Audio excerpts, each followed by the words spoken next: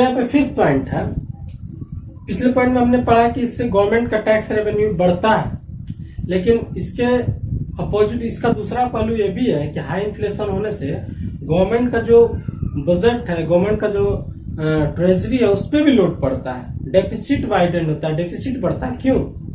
बोला है कि increase revenue deficit and fiscal deficit. अब ये देखते हैं कि ये कैसे होता है। तो किसी भी इकोनॉमी में एज्यूम 3 टाइप के लोग होते हैं mainly, high class, middle class और लो इनकम। मतलब high income people, middle income and low income. Middle income में upper middle and lower middle. अब क्या होता है कि कभी कभी इन्फ्लेशन इतना ही हो जाता है कि बेसिक नेसेसिटी यानी कि बेसिक चीज लेने के लिए, जैसे कि आम लोगों के लिए जैसे एडिबल ऑयल इतना महंगा, खाने का तेल इतना महंगा हो गया था, या फिर फार्मर के लिए यूरिया इतना महंगा हो गया है, तो उसके लिए गवर्नमेंट क्या करती है कि ये लोअर मिडिल और lower income and lower middle will be affected and not able to purchase some goods. उनको जरूरत है लेकिन इन्फ्लेशन इतना बढ़ गई कि वो नहीं खरीद सकते, तो क्या करेगी? गवर्नमेंट इंटरवेंशन करेंगी। गवर्नमेंट इंटरवेंशन करेंगी क्योंकि हमारा कंट्री वेलफेयर स्टेट है, इसका मोटिव प्रॉफिट करना नहीं है, प्रॉफिट गेन। उनको वेलफेयर देखना है, लोगों का वेलफेयर जो सस्टेन नहीं कर पा रहे हैं इन्फ्लेशन कारण, उनको सस्टेन करवाना है। तो गवर्नमेंट यहाँ पे इंटरफेयर करेगी, इंटरवेंशन होगा गवर्नमेंट का। तो गवर्नमेंट का इंटरवेंशन किस टाइप से होगा? गवर्नमेंट हो सकता है कि सब्सिडी प्रोवाइड कर दे, subsidy on fertilizer and other goods. Assume करें कि इंपोर्ट ही महंगा हो रहा है फर्टिलाइजर, तो यहाँ बिकेगा महंगा, तो उतने में तो यहाँ के किसान खेती कर नहीं सकते हैं उतना महंगा खरीद के, क्योंकि उतना यहाँ पे चावल गेहूं का प्राइस भी नहीं हो पाएगा, ना ही उतना प्रोडक्टिविटी है। तो उस हिसाब से गवर्नमेंट क्या करती है कि यहाँ की जो वीकर सेक्शन है या जो नहीं अफोर्ड कर सकते इतना इन्फ्लेशन, उनके लिए वो इंटरवेंशन करती है इन्फ्लेशन। और वो क्या करती है? वेरियस मेथड से, इसमें सब्सिडी एक मेथड हुआ, सब्सिडी देके क्या करेंगे कि उसका प्राइस, हालांकि गवर्नमेंट खरीदेगी, आ रहा है महंगा पे 100 रुपया में आ रहा है, लेकिन गवर्नमेंट उसको प्रोवाइड करेगी 70 रुपया में, जितना वो सुटेबल है, और लोग उतना ही मिलेंगे। और जैसे ऑयल का भी प्राइस है, तो गवर्नमेंट ऑयल के प्राइस पे भी सब्सिडी दी, एडिबल ऑयल था। तो गवर्नमेंट इंटरवेंशन करके, तो गवर्नमेंट अगर मान लें कि फर्टिलाइजर 1000 रुपये का मिलता है एक बोरा, और अगर गवर्नमेंट उसको 600 रुपया में प्रोवाइड करवा रही है, तो ये जो 400 का गैप है ये कहां से आएगा? ये तो गवर्नमेंट के बजट में ही पड़ेगा ना। तो इससे जो गवर्नमेंट का रेवेन्यू डेफिसिट है, क्योंकि सब्सिडी रेवेन्यू एक्सपेंडिचर में आता है, तो गवर्नमेंट पे बजट पे लोड पड़ेगा और revenue deficit and ultimately fiscal deficit भी बढ़ेगा। पर क्या करें, ये जरूरी है, क्योंकि हमारा कंट्री रन ही इसलिए है कि ताकि वो वीकर सेक्शन उनको सपोर्ट कर सके अगर ऐसा एक्सट्रीमली हाई इन्फ्लेशन का केस आता है। तो नेक्स्ट जो पॉइंट है वो है के शेप इकोनॉमी। के शेप इकोनॉमी करने का मतलब है कि जब हाई इन्फ्लेशन का केस होता है, तो ये जो इन्वेस्टर है ये अपना पैसा पहले क्या करता था? पहले इस कंपनी में इन्वेस्ट करता था जो कि प्रोडक्शन करती थी। अब यहाँ पे इन्वेस्ट नहीं करेगा क्योंकि हाई इन्फ्लेशन है, तो उतना इसको इंटरेस्ट नहीं मिल पाएगा, तो उतना बेनिफिट होगा नहीं। तो ये क्या करेगा? ऊपर से हाई इन्फ्लेशन की वजह से रिस्क है कि प्रोडक्शन लो होगा और क्या बोलते हैं, इकोनॉमिक एक्टिविटी में स्लोनेस आएगी, तो प्रॉफिटेबिलिटी पे मतलब लाभ पे इफेक्ट पड़ेगा। तो इसके कारण क्या करेगा? ये तो इन्वेस्टर है, इसको सिर्फ प्रॉफिट से मतलब है, तो ये क्या करेगा कि यहाँ पैसा नहीं इन्वेस्ट करके वो पैसा इन्वेस्ट करेगा स्टॉक मार्केट में, क्योंकि स्टॉक मार्केट से उसको प्रॉफिट मिलेगा। तो यहाँ पे हम क्या देखेंगे कि यहाँ पे अगर हम ग्राफ बनाएं, तो यहाँ पे स्टॉक मार्केट के जो प्राइस है, स्टॉक मार्केट के में जो इकोनॉमिक एक्टिविटी है वो तो बढ़ रही है, लेकिन इन्वेस्टमेंट में लो जा रहा है और यह स्टॉक मार्केट में हाई जा रहा है। तो इसी सिचुएशन को जो के ग्राफ बना इसी को बोलते हैं के शेप इकोनॉमी। तो इस इन्वेस्टमेंट से इकोनॉमिक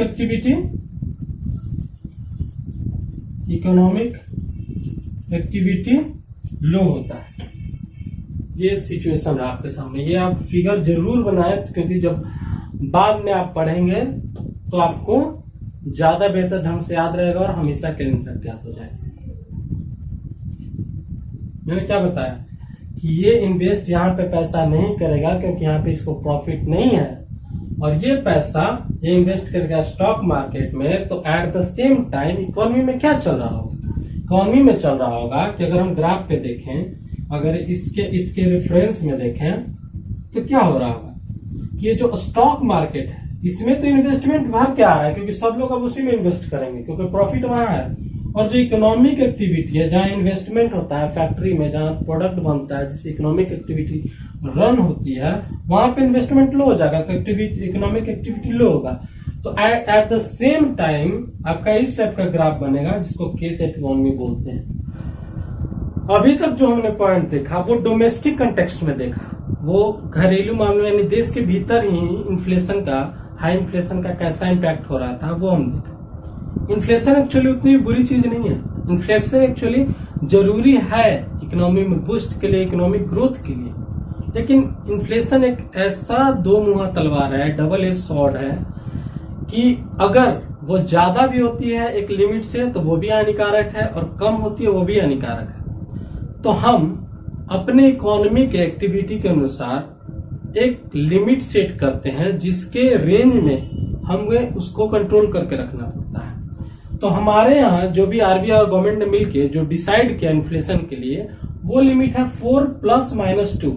इट मीन्स कि मिनिमम 2 तक इन्फ्लेशन रह सकता है और 6 तक अगर रहे मैक्सिमम, तो 2 से 6 के बीच में अगर इन्फ्लेशन रेट है तो वो सही है। और ये काम कंट्रोल करने का जो कि बहुत ही सबसे मुश्किल काम है, इन्फ्लेशन को कंट्रोल करना, ये काम मिला है आरबीआई को, जो कि इसकी फर्स्ट प्रायोरिटी है इन्फ्लेशन को कंट्रोल करके रखना। तो मैंने कहा कि इन्फ्लेशन भी जरूरी है। तो इन्फ्लेशन कैसे जरूरी है, अगर इन्फ्लेशन नहीं होगा तो जो भी प्रोड्यूसर प्रोड्यूस कर रहा है तो उसको बेनिफिट नहीं दिखेगा तो प्रोड्यूस क्यों करेगा। तो इससे होता है कि उसके मोराल को बूस्ट मिलता है, वो और प्रोडक्शन करता है। तो इससे क्या होता है कि प्रोडक्शन से हम उसको एक्सपोर्ट कर सकते हैं बाहर देश में, उससे हमको पैसा फॉरेक्स भी मिलेगा। दूसरा है कि सभी को गुड्स भी अवेलेबल हो जाते हैं। तीसरा है कि इससे बहुत ज्यादा एम्प्लॉयमेंट अपॉर्चुनिटी भी मिलती है, बहुत लोगों को रोजगार मिलता है। तो इससे समझ में आता है कि मोरल बूस्ट होता है इकोनॉमी का अगर एक डिफिनिट लेवल पे इन्फ्लेशन रहे तो इन्फ्लेशन आना भी जरूरी है। लेकिन अगर इन्फ्लेशन हाई चल जाता है, एक लिमिट से हाई, बहुत ज्यादा हाई हो जाता है, तब ये सारे इम्पैक्ट आने लगते हैं जो हम यहाँ पे डिस्कस कर रहे थे तब से, और आगे भी डिस्कस करेंगे। तो इसके पहले हमने डोमेस्टिक कॉन्टेक्स्ट में जो भी डिस्कशन थे वो किए, अब करेंगे फॉरेन कॉन्टेक्स्ट में। फॉरेन कॉन्टेक्स्ट में मतलब कि दूसरे देशों से हम जो ट्रेड करते हैं, यानी कि इंपोर्ट आयात करते हैं जो लेते हैं, और दूसरा या एक्सपोर्ट यानी कि निर्यात करते हैं जो हम बेचते हैं, उससे रिलेशन में। तो क्या होता है कि अगर हम इंपोर्ट करते हैं तो क्या होता है, गुड्स को खरीदते हैं, परचेज करते हैं, और उससे क्या होता है हमारा जो फॉरेक्स है उसके बदले में हमको फॉरेक्स देना पड़ता है, वो कम होगा। यानी कि जो डॉलर है, मेनली डॉलर में ही मैक्सिमम ट्रेड होता है, तो डॉलर हमको देना पड़ेगा। तो उससे क्या होगा कि जो फॉरेक्स है वो कम जाएगा, फॉरेक्स जो हमारा रिजर्व है वो कम जाएगा। और इसके विपरीत है एक्सपोर्ट। एक्सपोर्ट मतलब बेचना, बाहर वर्ल्ड को बेच रहे हैं। तो इसमें क्या होता है, गुड्स को हम सेल करते हैं। और गुड्स हम क्या क्या सेल करते हैं, अगर बात करें हम तो पेट्रोलियम प्रोडक्ट,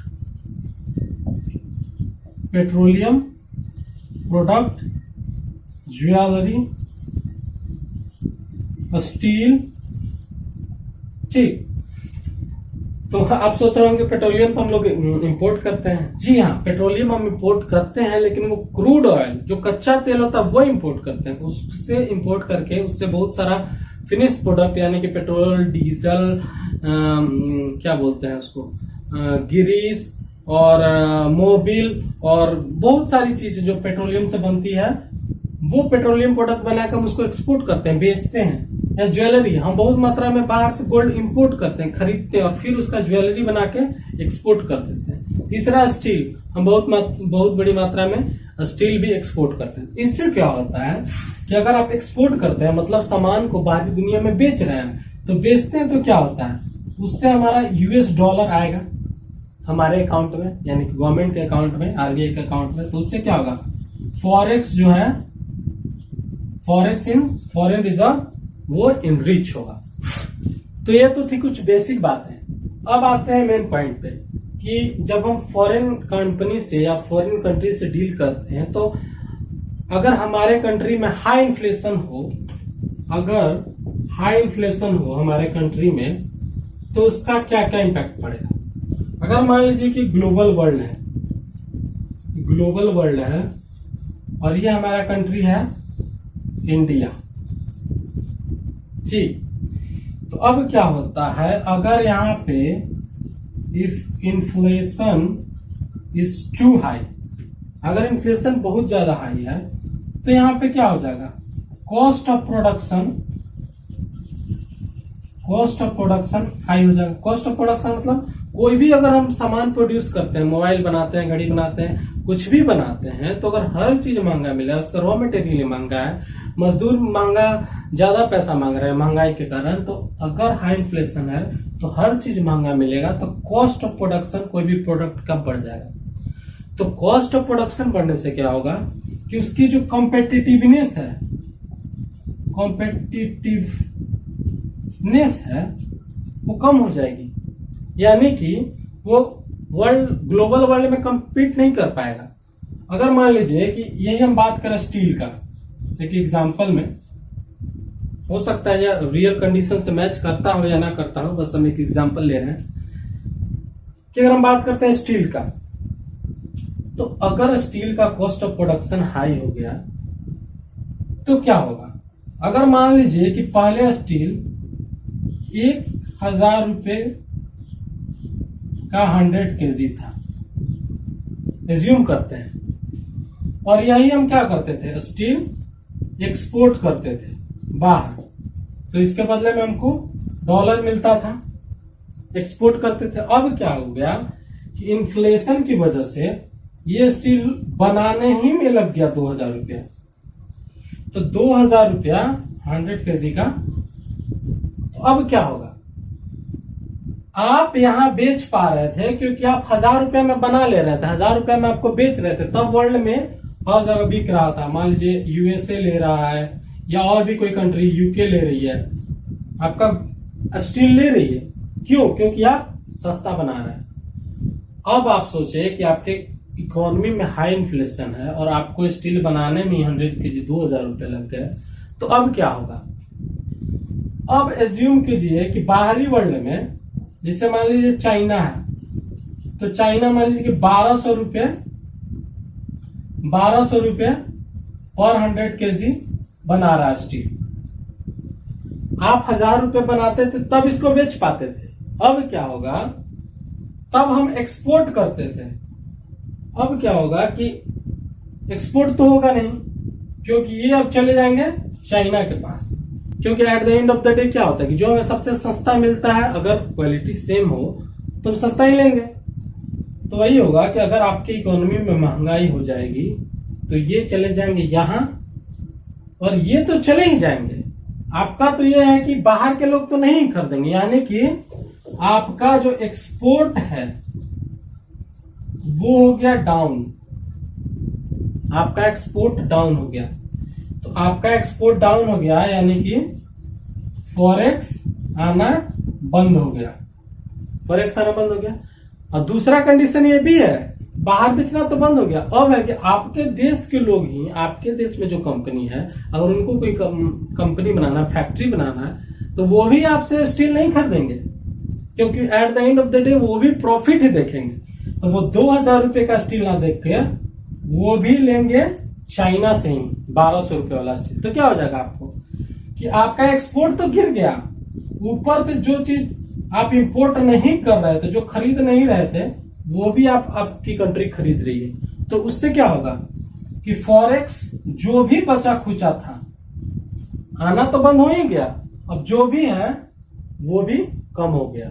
तो इससे क्या होगा कि फॉरेक्स, ये जो कंडीशन है डिप्लीशन ऑफ फॉरेक्स रिजर्व, ये यहां पे कंडीशन अप्लाई होती है कि दोनों हाथ से खाली हो रहा है। एक तो आना बंद भी हो गया, एक्सपोर्ट बंद हो गया तो बंद भी हो गया, और इंपोर्ट कर रहे हैं तो डॉलर दिए जा रहे हैं। तो यही है कि डिप्लीशन ऑफ फॉरेन रिजर्व, यानी कि आपका फॉरेक्स रिजर्व खाली हो रहा है। दूसरा है कि जो हमने बताया कि less competitive in domestic product, जो अगर ये महंगा हो जाएगा तो लेस कम्पिटिटिव हो जाएगा वर्ल्ड में, कोई भी उसको नहीं खरीदेगा, मतलब दूसरे कंट्री के प्रोडक्ट के सामने वो नहीं टिक पाएगा। तो इन्फ्लेशन का ये इम्पैक्ट है इस पे। अगर हम इसी में दूसरा केस बात करें तो देखिए एक बेसिक होता है कि हम जो चीज डिमांड करते हैं तो उसका वैल्यू बढ़ जाता है, यानी कि वो महंगा हो जाता है। तो अगर आप इंपोर्ट कर रहे हैं, अगर आपका इंपोर्ट बढ़ जा रहा है तो उसको परचेज करने के लिए आपको डॉलर चाहिए, यानी कि आप डॉलर का डिमांड करेंगे। तो डिमांड करेंगे तो अगर रुपया डॉलर का डिमांड करता है, कोई भी क्या किसके कहते हैं कि उसका भाव बढ़ गया, तो यहाँ पे डॉलर का भाव बढ़ जा रहा है, आप खरीदेंगे तो आपको पैसा डॉलर देना पड़ेगा, यानी कि आपको डॉलर चाहिए खरीदने के लिए। तो यहाँ आप रुपया से एक्सचेंज करके, रुपया से, जैसे मान लीजिए कि मेरे पास रुपया है, आरबीआई के पास बहुत सारा रुपया है, हम ले रहे हैं मान लीजिए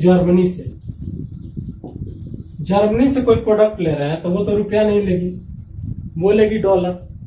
तो डॉलर के लिए हम सबसे पहले डॉलर मांगेंगे, डॉलर में रुपया को चेंज करेंगे और फिर डॉलर से वो अपने करेंसी में चेंज कर लेगा। तो मेरे कहने का बस इतना मतलब है, बेसिक कॉन्सेप्ट है, ध्यान रखिए कि जिस चीज का डिमांड होता है उसका भाव बढ़ जाता है। ये नॉर्मल हम देखते हैं, हम बोलते हैं उसका भाव बढ़ गया, वो डिमांड में है।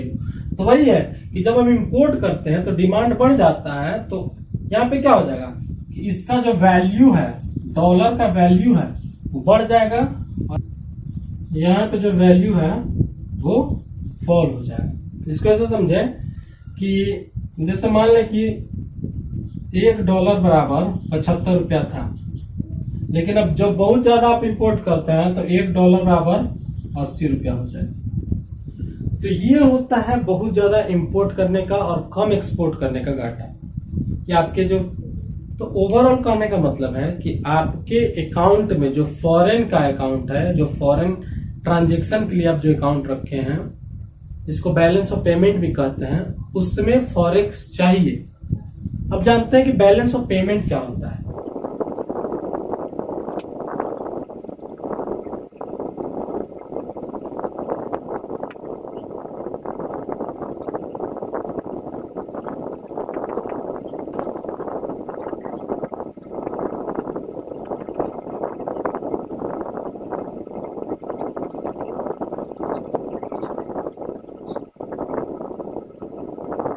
अब हम यहाँ पर अगर टोटल सिचुएशन को समराइज करके देखें तो क्या होता है कि अगर इकोनॉमी में हाई इन्फ्लेशन है तो वहाँ पे कॉस्ट ऑफ प्रोडक्शन बढ़ता है, वहाँ पे वस्तुएं बनानी महंगी हो जाती है, तो कॉस्टलियर प्रोडक्ट होते हैं, जिससे क्या होता है कि आपका एक्सपोर्ट जो पहले करते थे वो तो कमेगा ही, प्लस में आपके कंट्री के लोग भी अब उस प्रोडक्ट को नहीं ले रहे हैं तो वो भी इंपोर्ट कर रहे हैं, तो इससे क्या होगा, इंपोर्ट बढ़ेगा। तो इन दोनों से क्या होगा, एक्सपोर्ट कमेगा तो इससे आपका फॉरेक्स कम आ रहा है या नहीं आ रहा है, और इंपोर्ट करने से क्या हो रहा है, जो बचा है वो भी जा रहा है बाहर। तो इससे क्या होगा कि जो डिप्लीशन ऑफ फॉरेक्स रिजर्व, तो अगर फॉरेक्स रिजर्व डिप्लीट होगा तो क्या होगा, रुपीज जो होगा वो ट्रेड करने के लिए, आप फिर बाहर से ट्रेड करने के लिए, जैसे आपको तेल खरीदना है, कच्चा तेल खरीदना था, उसके लिए आपको डॉलर चाहिए, तो आप रुपीज से डॉलर में चेंज कराएंगे, यानी कि डॉलर का डिमांड करेंगे। तो जिस चीज का डिमांड होता है उसका वैल्यू बढ़ जाता है, तो डॉलर क्या करेगा, एप्रिसिएट हो जाएगा, उसका भाव बढ़ जाएगा, उसका वैल्यू बढ़ जाएगा। तो डॉलर एप्रिसिएट कर जाएगा, यानी उसमें एप्रिसिएशन होगा, लेकिन इसके कंपैरिजन में जो पैसा है, करेंसी रुपया हमारा, वो डिप्रिसिएट कर जाएगा, यानी कि depreciation of domestic currency will take place. Assume करें कि इन्फ्लेशन से पहले $1 में 75 रुपया था, 75 रुपया में $1 मिल जाता था, लेकिन जब करेंसी डेप्रिसिएशन हो गया यानी कि हमारे रुपये का वैल्यू गिर गया तो उसके वजह से आप $1 खरीदने के लिए हमको 80 रुपया देने पड़ रहे हैं। तो ये आपको जो टोटल सिनेरियो था 4 की depletion of forex reserve, increase current account, अभी ये पॉइंट बाकी है, ये दो तो होगा। अब ये जो केस है इंक्रीज करेंट अकाउंट डेफिसिट, तो इसके पहले हमको बैलेंस ऑफ पेमेंट के बारे में जानना पड़ेगा। तो मैं एक समरी में थोड़ा सा बता देता हूँ कि बैलेंस ऑफ पेमेंट क्या होता है। तो जो बैलेंस ऑफ पेमेंट है, बैलेंस ऑफ पेमेंट समझिए कि गवर्नमेंट का एक अकाउंट है, पर्स मान लीजिए कि गवर्नमेंट का एक अलग अकाउंट है जो बाहर से जो भी हम लेन देन करते हैं उसका अकाउंट है, इसमें हम रखते हैं पैसे। तो इसमें दो तरह की चीजें होती हैं। अब आप समझे कि बैलेंस ऑफ पेमेंट यानी कि गवर्नमेंट एक सेपरेट अकाउंट रखती है कि बाहर से जो भी हम इंपोर्ट एक्सपोर्ट करते हैं तो उसके जो लेखा जोखा रखते हैं, उसका जो बही खाता रखते हैं, उसके लिए हम 2 टाइप के अकाउंट बनाते हैं, एक करेंट अकाउंट, एक कैपिटल अकाउंट। तो 2 भाग में बांट देते हैं ताकि कैलकुलेशन में या पॉलिसी बनाने में सहूलियत हो। तो क्या होता है कि करेंट अकाउंट में कौन कौन सी चीजें होंगी, जो भी हम गुड्स बेचते हैं या खरीदते हैं, जो भी सर्विसेज हम बेचते हैं या खरीदते हैं, या कोई भी ट्रांसफर होता है या प्रॉफिट होता है। गुड्स जैसे गुड्स हम लोग हो गया जो पेट्रोलियम खरीदते हैं या फर्टिलाइजर बेचते हैं, स्टील, ये सब। और सर्विसेज में IT सर्विसेज जो हम लोग बेचते हैं, तो ये सब हो गया। तो क्या हुआ कि इसमें जो भी लेन देन होंगे कि मान लीजिए कि आप 500 करोड़ का बेचे और 200 करोड़ का खरीदे, तो जो भी इंपोर्ट एक्सपोर्ट है, सामान बेचने या सर्विसेज का, तो उस सब बेचने खरीदने का जो भी बही खाता है, बही खाता अगर नॉर्मल भाषा में बोले तो वो हम रखते हैं करेंट अकाउंट। या जो भी पैसा ट्रांसफर से आता है, कोई गिफ्ट भेजा है या रेमिटांस से, जो यहाँ के लोग बाहर काम करते हैं वो अपना पैसे भेजते हैं अपने घर वालों को, वो भी इसी में आता है। तो करेंट अकाउंट इसको बोलते हैं करेंट अकाउंट। दूसरा होता है कैपिटल अकाउंट। कैपिटल अकाउंट होता है बड़ा अकाउंट, जिसमें क्या होता है कि अगर बाहरी से आप लोन लिए, हमारा कंट्री किसी IMF से या वर्ल्ड बैंक से या यहाँ की कंपनी भी बाहर की कंपनी से लोन लेती है, तो जो भी लोन का जितना भी हिसाब रहेगा, लेना या देना, यहाँ पे दोनों बात होगी, लेना या देना, इसमें भी खरीदना या बेचना, तो जो भी लेना देना का हिसाब है वो हम कैपिटल अकाउंट में रखेंगे। जो भी इन्वेस्टमेंट आ रहा है FDI के रूप में, FII के रूप में, वो भी हम इस अकाउंट में रखेंगे। तो बेसिकली ये 2 चीज है। अब क्या कहता है कि इंक्रीज करेंट अकाउंट डेफिसिट बढ़ जा रहा है, यानी कि घाटा हो जा रहा है, करेंट अकाउंट में घाटा हो रहा है। करेंट अकाउंट डेफिसिट का मतलब क्या है कि जितना हम लोग बेच नहीं रहे ना उससे ज्यादा खरीद रहे हैं, यानी कि जो हमारा फॉरेक्स है वो ज्यादा, जितना आ रहा है उससे ज्यादा जा रहा है। तो यहाँ पे जो हमने केस देखा कि अगर इन्फ्लेशन बढ़ता है इकोनॉमी में, तो यहाँ पे क्या हो रहा है कि इंपोर्ट बढ़ रहा है, एक्सपोर्ट घट रहा है। इंपोर्ट को सीधा मतलब समझिए खरीदना, बाहर से खरीदना, और एक्सपोर्ट को सीधा मतलब खरीदे कि बाहर बेचना। जब हम सामान महंगा पैदा कर रहे हैं तो हम खरीद तो रहे हैं बाहर से सस्ता, और बेच हम जो बना रहे थे वो भी नहीं बेच पा रहे। तो इससे क्या होता है, इससे जो हमारा करेंट अकाउंट है, जो भी हमने बताया कि करेंट अकाउंट में जो भी बेचते हैं खरीदते हैं, तो इसमें ज्यादा क्या हो रहा है, इसमें ज्यादा तो हम इंपोर्ट ही कर रहे हैं ना, यानी कि ज्यादा फॉरेक्स दे रहे हैं। तो फॉरेक्स दे रहे हैं तो क्या हो रहा है कि फॉरेक्स हमारे पास घट रहा है, फॉरेक्स रिजर्व घट रहा है। तो फॉरेक्स तो वही होता है कि करेंट अकाउंट में एक तरफ होता है इंपोर्ट, एक तरफ होता है एक्सपोर्ट। अगर मान लीजिए कि $1,000 का हमने इंपोर्ट किया है, यानी खरीदा है, परचेज किया है, और $500 का एक प्रोडक्ट, एक गुड्स या सर्विसेज जो भी हम बेच पाए हैं, तो क्या होगा, $500 का डेफिसिट है, यानी $500 हमें घाटा हो रहा है, यानी कि वो लोग हमें ज्यादा खरीदना पड़ रहा है। तो इसी को बोल रहे हैं कि ये जो करेंट अकाउंट है, जो इंपोर्ट एक्सपोर्ट में जो बैलेंस गड़बड़ाया, जो कम हुआ, तो इससे क्या होगा कि इससे करेंट अकाउंट में डेफिसिट आएगी। तो यही है कि इंक्रीज करेंट अकाउंट डेफिसिट। तो करेंट अकाउंट में डेफिसिट नहीं होना चाहिए। ये हमारा क्या करता है, करेंट अकाउंट में अगर डेफिसिट है तो रुपीज का हमारा करेंसी उसका डेप्रिसिएशन होगा, उसका वैल्यू गिरेगा और तो और क्या हो जाएगा, आपको इंपोर्ट करने के लिए और ज्यादा पैसे देने पड़ेंगे। क्या हो जाएगा अगर वैल्यू गिर जाए। अब सोचेंगे कि डिप्रिसिएशन हो ही रहा तो क्या घाटा है। तो डिप्रिसिएशन का घाटा है कि मान लीजिए कि $1 बराबर, मान लीजिए पहले 75 रुपए था, $1 बराबर अभी 80 रुपए है। तो जो सामान $1 में मिलता है उसके लिए हम पहले 75 रुपए देते थे, लेकिन अब 80 रुपया देना पड़ रहा है कि डॉलर पे। तो क्या हो रहा है, हमारा और ज्यादा घाटा हो रहा है और ज्यादा करेंसी का वैल्यू गिर रहा है। तो यही सारे इम्पैक्ट थे जो ब्रॉडली लेवल पे मैंने कवर किए, जो भी इन्फ्लेशन के। और एक और इम्पैक्ट है, जैसे मान लीजिए कि यूएसए है और ये इंडिया है, तो इससे एफडीआई क्या होता है। एफडीआई होता है कि बाहर से जो भी कंपनी या बाहर के कंट्री के जो भी बड़े बड़े कंपनी है वो हमारे देश में इन्वेस्ट कर रहे हैं। इसके लिए हमारे प्राइम मिनिस्टर बहुत सारे देशों में विजिट कर रहे हैं, बहुत सारे एग्रीमेंट साइन हो रहे हैं ताकि हमारे देश में बहुत सारे इन्वेस्टमेंट आए।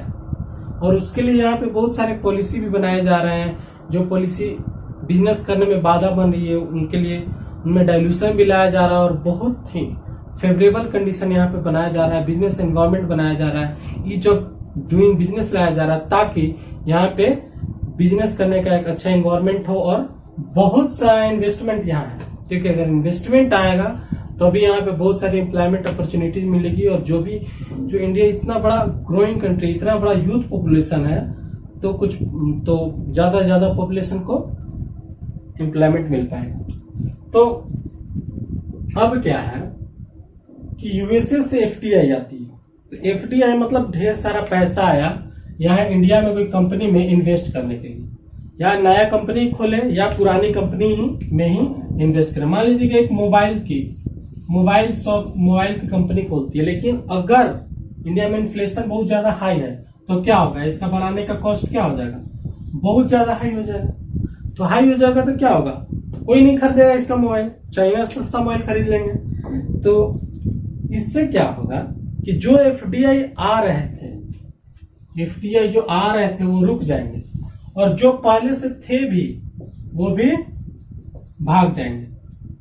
एफडीआई रिटर्न, एफआईआई वो भी रिटर्न, यानी कि बहुत सारा जो इन्वेस्टमेंट इंडिया में आ रहा था वो वापस भाग जाएगा। तो इसमें क्या होगा, फिर से बहुत कम इन्वेस्टमेंट के लिए पैसा होगा, फिर से इकोनॉमिक एक्टिविटी को इम्पैक्ट पड़ेगा। और इन्वेस्टमेंट आने से क्या होता है, इन्वेस्टमेंट आते हैं डॉलर में, तो इससे हमारा फॉरेक्स रिजर्व भी इनरीच होता है। अब हम इन्फ्लेशन के इम्पैक्ट से रिलेटेड 8 से मेजर 10 पॉइंट कवर किए और इसमें हमने लगभग सारे एस्पेक्ट को कवर किया। तो उम्मीद है आपको अच्छे से समझ में आया होगा। अगर ना भी समझ में आया तो थोड़ा वक्त लगता है इकोनॉमिक्स को डाइजेस्ट करने में। और ये जो मैंने पिक्चर्स बनाए वो लिटरली आप कॉपी में बनाइए, तो कि आप अपने लैंग्वेज में बनाइए। आप कुछ ऐड करना चाहते हैं, कुछ हटाना चाहते हैं, लेकिन वो बनाइए, क्योंकि वही आपको बाद में जब रिवीजन करेंगे वही आपको लॉन्ग टर्म में उसको मेमोरी में सेट करने में। और आप कुछ पॉइंट ऐड भी कर सकते हैं अगर कहीं से पढ़ते हैं। और इससे रिलेटेड इसके बाद हम आगे और भी टर्म पढ़ेंगे जो इससे रिलेटेड है, जैसे टाइप्स ऑफ इन्फ्लेशन हो जाएंगे और मेजरमेंट और इंडेक्स टू मेजर इन्फ्लेशन, और बहुत सारे टर्म्स जो इन्फ्लेशन से रिलेटेड है, जैसे स्टैगफ्लेशन, रीफ्लेशन, डीफ्लेशन, रीइन्फ्लेशन, ये सब भी हम डिस्कस करेंगे। तब तक के लिए धन्यवाद।